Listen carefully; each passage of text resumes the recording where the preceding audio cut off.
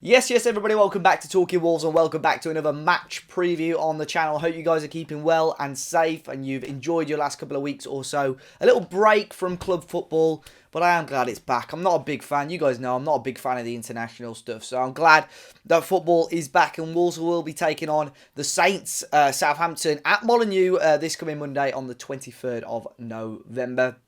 As always, be sure to hit the like button down below, subscribe to the channel if you are new. And yes, before we get any comments, I have had a quite severe haircut. I'm sure at least a few of you would be commenting that. As always, I'm going to be giving my thoughts ahead of the game, a little bit of an update on what's going on, because there's been a little bit going on with teams, certain players over the last couple of weeks or so with the international break. We're going to have the Southampton perspective as well from Dan from the Saints View.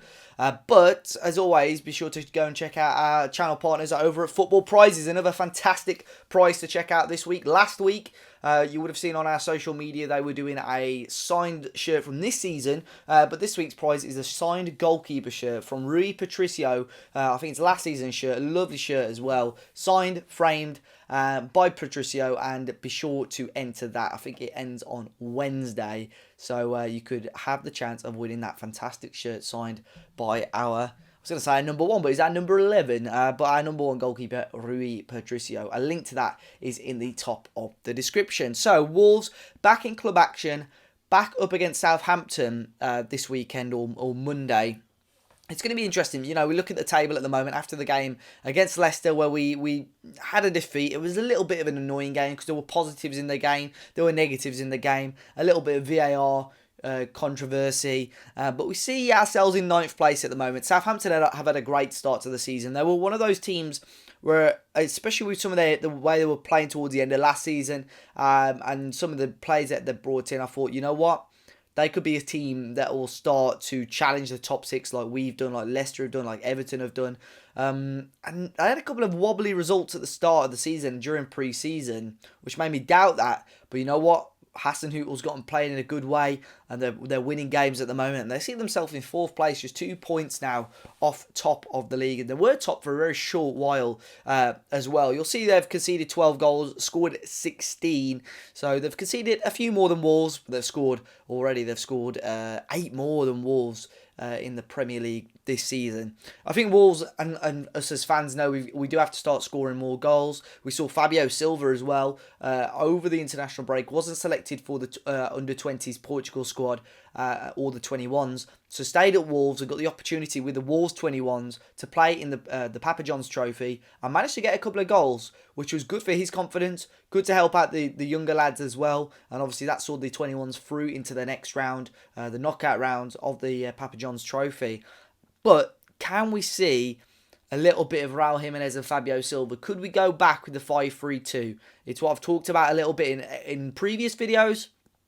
I'm not sure Nuno will go for it, but I think that's definitely an option that Wolves may have to look at if we don't start scoring more goals. The situation at the moment, of course, is just playing a front three. Daniel Podence didn't go out on international duty like all the other attackers did, so will Nuno, Nuno's had the chance to work with him for 2 weeks. He's kept fresh. Does he keep his place in the team? Pedro Neto's been on good form, managed to get a goal on his Portugal debut as well, albeit in a very strong and big victory for Portugal, but he's been selected for the Portugal team. Adama Traore was out there with Spain. Raul Jimenez was out there for Mexico, scored a couple of goals as well. So, again, it's another headache and another dilemma for Nuno to see who he will select for that team.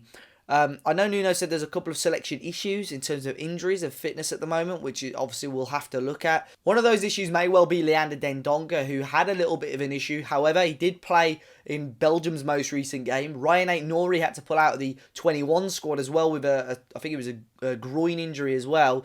So there are a couple of injury issues there, and obviously with players being trained in a certain way that Nuno wouldn't be used to or possibly recommend whilst they're away, and they're treated in a different way. It will be very, very interesting to see who comes back fit and who is available.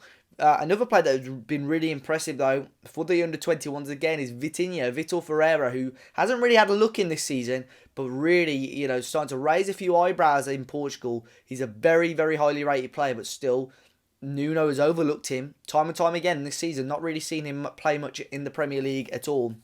But the more interesting one, obviously, the situation with Adama Traore. There's been a lot of whispers about his future at Wolves, with the refusal to possibly look at signing a new contract, with a couple of teams like Barcelona and Juventus sniffing around him again, and the fact that he's not been breaking into the squad. There was a report earlier this week that the reason that he wasn't playing in the squad at the moment was because Wolves felt, well, he hadn't signed a new contract, so Wolves didn't want to play him. So it'll be interesting to see what happens with that. I wouldn't be surprised to see if Adama comes straight back in, because we need that little bit of power going forward.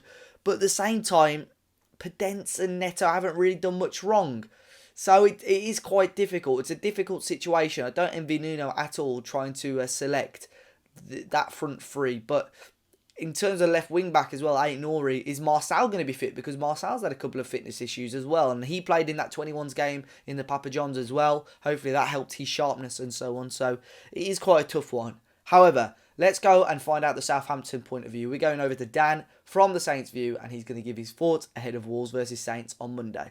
Yes, guys, it's Dan here from the Saints view. Dave has asked me to come onto the channel to give you all a bit of insight on all things Southampton ahead of our game at Molineux on Monday night. First and foremost, I think it's going to be a good game. Entertaining game. Two sides who've started the season well. On TV now, pay-per-view's been scrapped. I think you're going to see a lot of neutrals tune into it, as well as obviously the Saints and Wolves fans. But obviously, I'm here to talk about Southampton and why we're fourth in the league right now. And yeah, I will drop that in whenever I can, because it's not going to last for the entirety of the season. It's been a sensational start, and a bit of a surprising one. I think it depends who you ask in the fan base. I think a lot of Saints fans were confident for the season, feeling that we could do something special this year. But I think if you told Saints fans that you'd be the top of the league for a day, go 6 games unbeaten, be fourth after 8 games with 16 points, I think everyone that would have exceeded everyone's expectation. I think that's what I'm trying to say.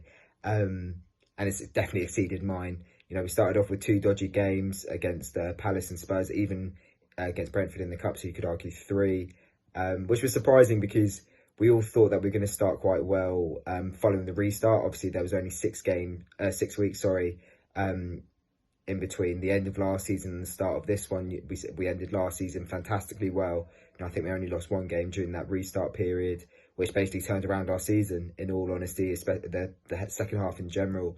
Looking at where we were in November, December time, to think that we then finished that season 11th, it was a massive credit to the manager and obviously the players as well. But it's been a case of now the players are just more used to and more comfortable with Ralph Hasenhüttl's system, pressing. They're fitter.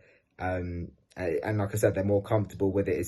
We've got like a set starting 11 now, which is really, really helpful. And I think that's why we've been able to pick up some really good results in there and go 6 games unbeaten. Every game we look like we're a bit more confident in our own ability. The quality's improving. And yeah, I think the run's going to go on for a bit longer. You could argue that we've had a favourable fixture list to start off the season. And, I'd agree with that.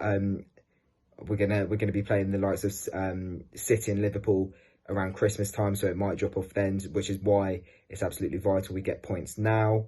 But yeah, I'm loving every minute of it, and yeah, the Saints can definitely do something special this year. I don't want to be thinking about Europe just yet, because of course we're only 8 games into the season, but we definitely need to keep winning, because like I said, I think over Christmas we might see a little bit of a drop off. But players to look out for: Danny Ings will be missing this one, which I'm sure you guys are delighted about, but luckily for us, we've seen Shea Adams grow into the player that we thought we were buying last summer, from Birmingham. He's chipped in with a couple of goals so far this season. Last season, towards the end, he chipped in with a couple as well. So he's now the player that has the confidence and can score goals, which is exactly what we need, especially whilst Ings is out. I think we're going to be seeing Theo Walcott up front with him. We saw it against Newcastle. He's been great, in all honesty, and in fairness to him, since coming in on loan. I thought, to be honest, he'd be a bit tired, a bit lethargic, even though, of course, we signed him because he is an ex-academy product.